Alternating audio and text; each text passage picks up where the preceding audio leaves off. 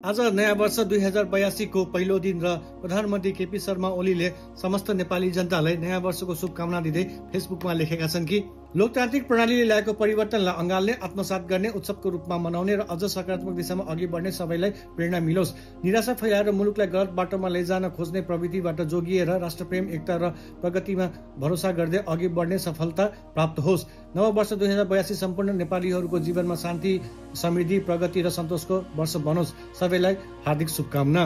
अब एउटा पिक्चर पनि राखेका छन् र पिक्चरमा प्रधानमन्त्री केपी शर्मा ओलीले भनेका छन् कि नव वर्ष 2082 को हार्दिक मङ्गलमय शुभकामना। र पिक्चर हेर्दाखेरि एकदम जबरदस्त पिक्चर लाग्छ, तर कमेन्ट भने त्यति राम्रो कमेन्टहरू छैनन्। आज नयाँ वर्षको पहिलो दिन, त्यसैले म नेगेटिभ कमेन्ट पढ्दिनँ।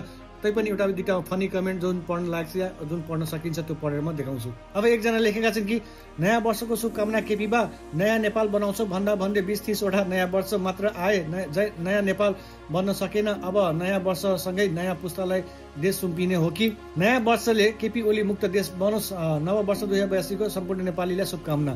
त्यस्तै गरी सरकार ढलोस्, नव वर्षको शुभकामना।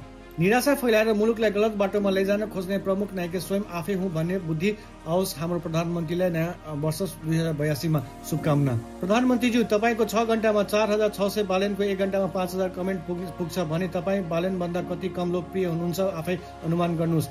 मान्नुहुन्छ फेसबुकमा पोस्ट गर्न छाड्नुहोस्।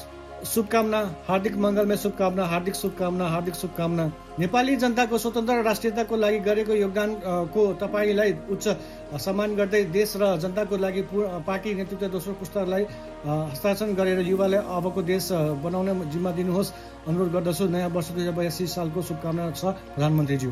अभिभावक भएपछि परिवारको सबै सदस्यहरूले समान व्यवहार गर्नुपर्दछ भन्ने भावनाको विकास होस्। देशको जनता भनेको टोलटोलमा छन्, जानकारी रहोस्। मनमा स्वार्थ बोकेर गरिने नेतृत्व दीर्घकालीन बन्दैन। जय राष्ट्र, जय नेपाल।